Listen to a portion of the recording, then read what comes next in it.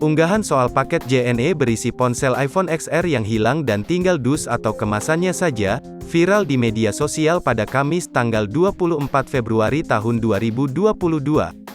Padahal konsumen mengaku membeli iPhone XR dengan packing kayu dan dilengkapi asuransi.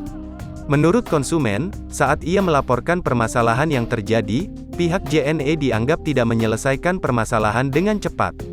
Demi Allah @jen_it, paket gue udah diasuransiin bahkan bayar packing kayu pas nyampe cuma tinggal box HP-nya doang.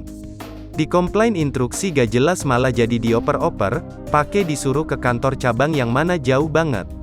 Udah lebih dari 24 jam juga pusat gak update sama sekali, tulis pengunggah. Selain itu, pengunggah juga menambahkan video unboxing paket beserta kondisi dus ponsel ketika dibuka. Setelah viral di media sosial, pihak JNE pun memberikan penjelasan.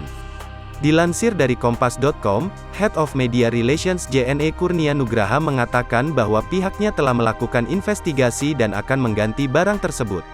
Terkait kasus yang menimpa konsumen dengan hilangnya ponsel, kami dari pihak perusahaan melalui CS sudah melakukan investigasi dan kita tangani dengan baik, ujar Kurnia pada Sabtu, tanggal 26 Februari tahun 2022, dikutip dari kompas.com.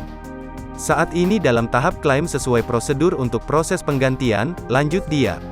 Lebih lanjut, ia menambahkan tahap investigasi masih dilakukan terkait kasus tersebut sampai benar-benar dikeluarkan kronologisnya dari tim operasional JNE.